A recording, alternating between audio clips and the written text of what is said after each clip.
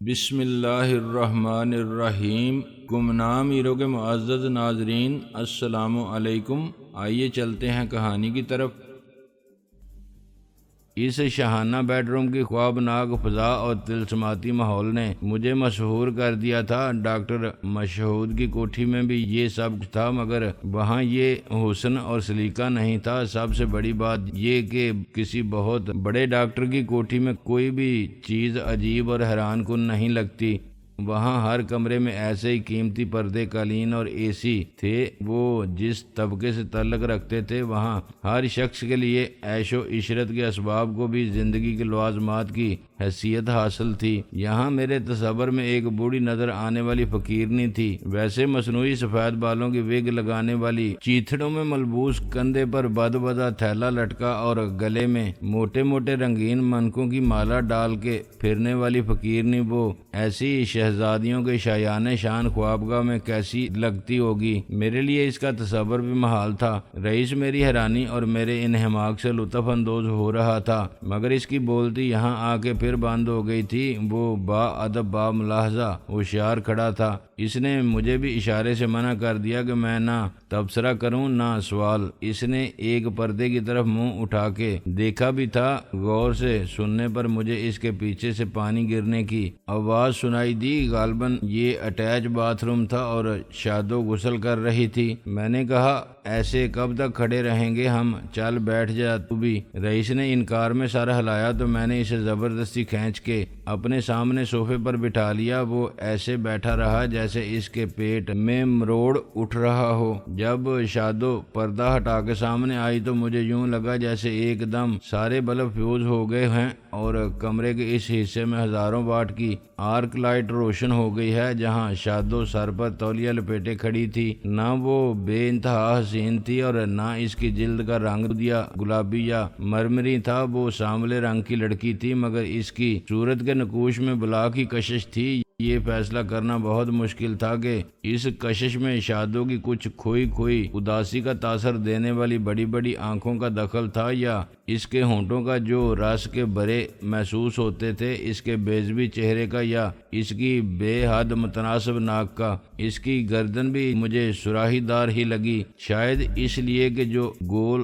گلے کی قمیض اس نے پہن رکھی تھی، اس کے اوپر اور پھر نیچے جہاں تک نظر جاتی تھی، اس کے سانولے رنگ کا نرم ریشمی لمس مجھے صاف محسوس ہو رہا تھا۔ وہ گداز بدن بھی نہیں تھی اور دبلی بھی نہیں تھی۔ وہ درمیانے قد کی عام سی لڑکی تھی، مگر مجھے احساس حسن نے مبہوت کر دیا تھا۔ مجھ پر کچھ تو رئیس کے سابقہ بیانات کا اثر تھا کہ وہ ہے، تمہیں ہو جائے گی الفت مجھ سے، ایک نظر تم میرا محبوب نظر تو دیکھو۔ اس نے فقیرنی کے مکروہ بیس کے بعد اچانک بالکل بدلے ہوئے پیکرے حسن و شباب کے ساتھ بڑے خیرہ کن انداز میں ڈرامائی انداز میں انٹری دی تھی۔ چنانچہ میں تاریک کوٹھڑی سے روشن دھوپ والی گلی میں آ جانے والے کی طرح ہکا بکا کھڑا تھا، تو یہ ایک فطری رد عمل تھا۔ مجھے یوں لگا جیسے شادو کا مقصد بھی یہی تھا، یا اسے معلوم تھا کہ ایسا ہی ہوگا۔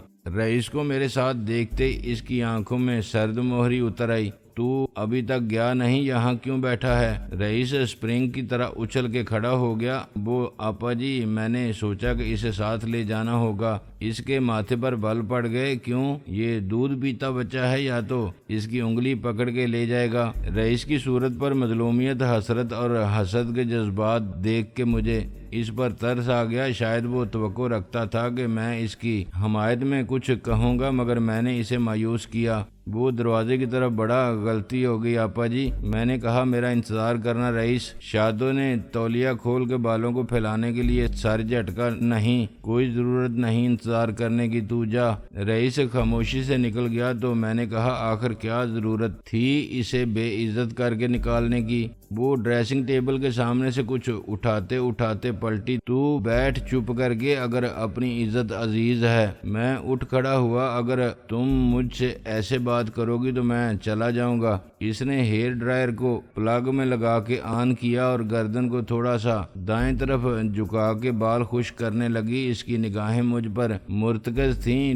ٹھیک ہے، جا سکتا ہے تو جا، عزت کا بہت خیال ہے تجھے، یہاں تو سب ہی بے عزت رہتے ہیں میرے جیسے۔ میں جو موم بتی کی طرح سلگ رہا تھا، پل بھر میں اس کے لہجے کی تپش سے پگھل کے پانی ہو گیا۔ مجھے اس کی صورت پر دوبارہ اپنی کامرانی کی سرخوشی یوں نظر آئی جیسے ابر آلود آسمان پر بادل کا کوئی ٹکڑا چاندنی سے روشن ہو اور پھر تاریک ہو جائے۔ پہلے میں اس کو دیکھتے ہی دم بخود رہ گیا تھا، اب میں اس کی بات سنتے ہی پھر بیٹھ گیا تھا۔ وہ حکم چلانے اور منوانے کی عادی تھی، مگر میرے بارے میں شاید رئیس نے کہا ہوگا کہ وہ سرفرا ہے۔ میں نے اپنے طرز عمل سے خود کو ایسا ہی ثابت کرنے کی کوشش بھی کی تھی اور ناکام ہو گیا تھا۔ یہ اس کے لیے طمانینت کی بات تھی کہ وہ اپنی قوت تسخیر پر بھروسہ کر سکتی ہے۔ تم نے کیوں بلایا تھا مجھے؟ میں نے اس کی ایکس رے کرنے والی نظر سے گھبرا کے بے چینی سے پہلو بدلا۔ مجھے رئیس نے تیرے بارے میں بتایا تھا۔ کیا بتایا تھا؟ میں نے کہا، وہ سب جو تو نے اسے رازدار سمجھ کے بتایا تھا۔ اس کا مطلب تو یہ ہوا کہ وہ اعتبار کے قابل نہیں۔ میں نے کہا،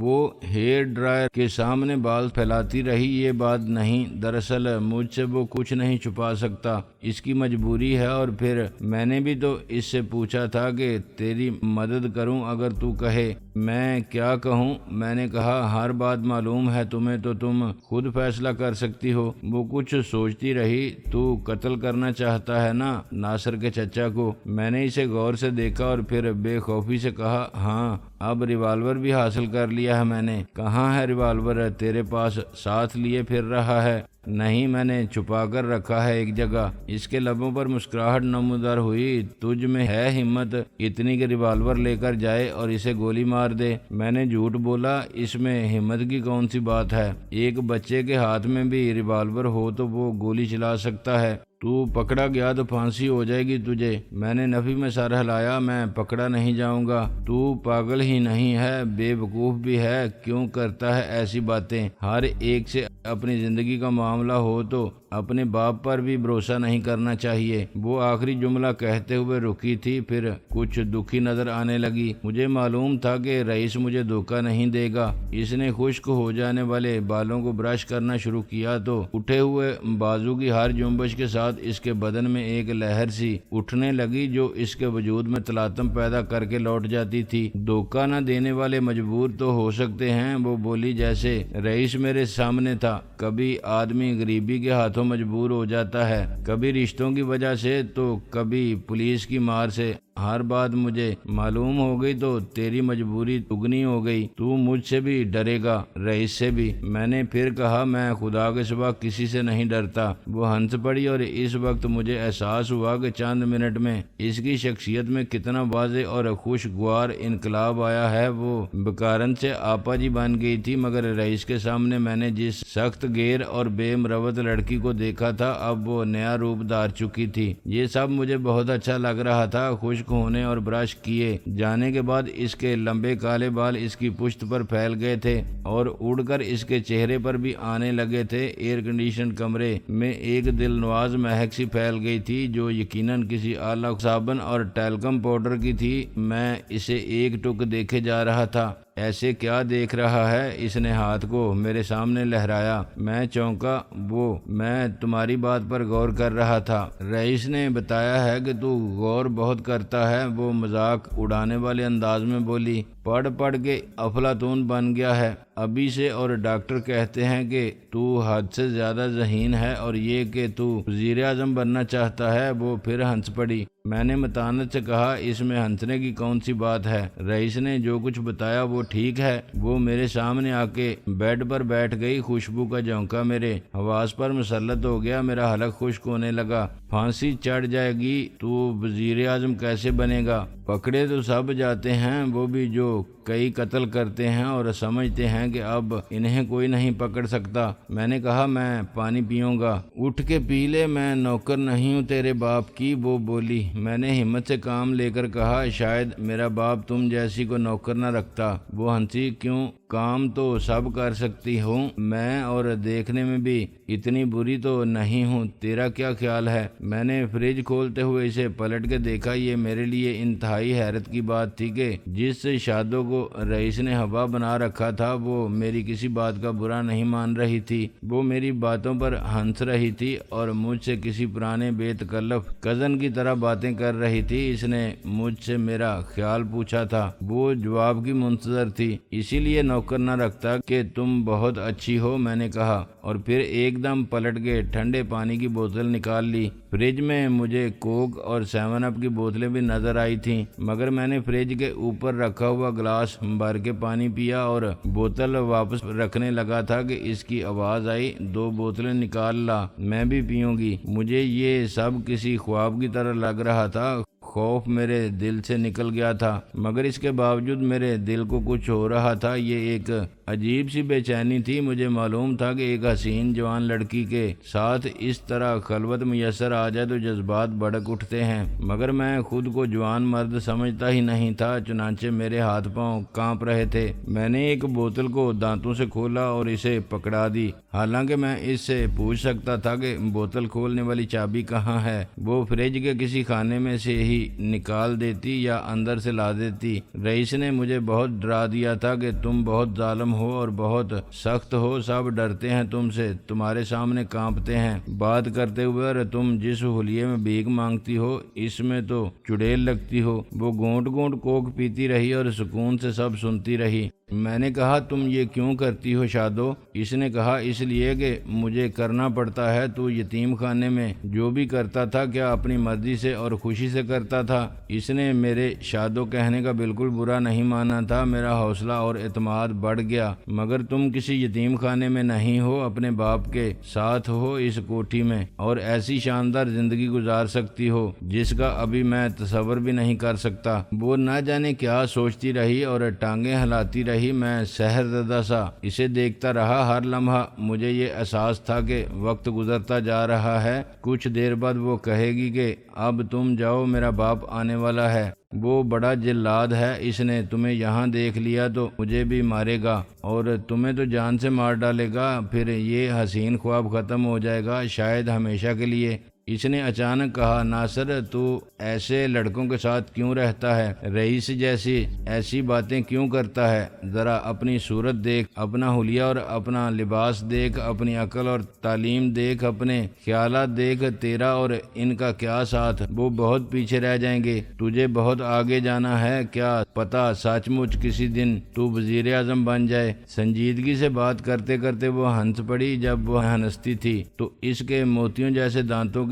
لڑی جل ملاتی تھی اور اس کی ہنسی میں بڑی دلنواز کھنک تھی، جیسے شیشے کی میز پر کانچ کی چوڑیاں گر کے بکھر جائیں۔ لیکن سب سے بڑھ کر اس کی باتیں تھیں، ایسی باتیں اس لہجے میں مجھ سے کسی نے نہیں کی تھیں۔ یہی وجہ تھی کہ وہ بولتی رہی اور میں اسے دیکھتا رہا اور اس کی آواز سنتا رہا۔ میں نے کسی بات کی تردید نہیں کی، کوئی اختلاف نہیں کیا کہ کہیں اس کی آواز کا آبشار نہ رک جائے۔ پھر مجھے کس سے ملنا چاہیے؟ میرا تو کوئی دوست ایسا نہیں جیسی تم ہو، میں نے کہا۔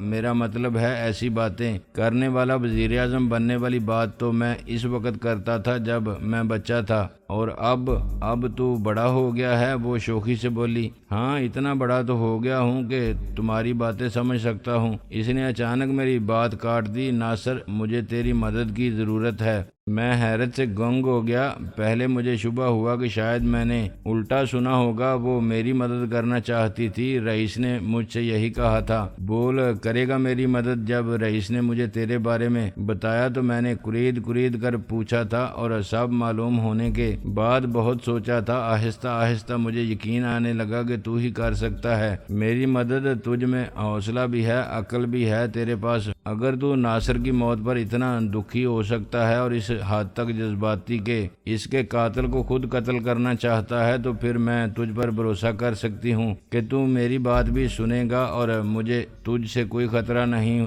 ہر خطرہ مول لے کر بھی میری مدد کر سکتا ہے۔ بول کرے گا میری مدد؟ اس وقت مجھے یہ خیال بالکل نہیں آیا کہ وہ ایک نو عمر لڑکے کے جذبات سے کھیل رہی ہے اور اسے اعلیٰ کار بنا کے اپنا الو سیدھا کرنا چاہتی ہے۔ اگر ایسا تھا تو میں اس کے لیے بھی تیار تھا۔ اس نے مجھ پر جادو کر دیا تھا، مجھے ہپناٹائز کر دیا تھا۔ میں نے کتابوں میں پڑھا تھا کہ عورت کیا کر سکتی ہے اور اس کا مجھے یہ پہلا تجربہ ہوا تھا۔ میں نے یہ بھی نہیں سوچا کہ وہ عمر میں مجھ سے 8 سال بڑی ہے. مجھے 14 سال کی عمر میں 17 کا نظر آنے کے باوجود اس پر عاشق نہیں ہونا چاہیے. اس کا مجھ سے عشق ناقابل فہم بات ہے. ایسا عشق تو فلموں میں بھی نہیں ہوتا. فلموں میں خاندانی نوابزادہ کسی مچیرن یا سپیرن پر عاشق ہو جاتا ہے اور یہ جدی پشتی کلرک زیادہ کسی ارب پتی کنگ یا کھرب پتی صنعت کار کی اکلوتی دختر محل کا پری جمال سے دل لگا کے اسے ساری دولت سمیت اپنانے میں کامیاب ہو جاتا ہے، مگر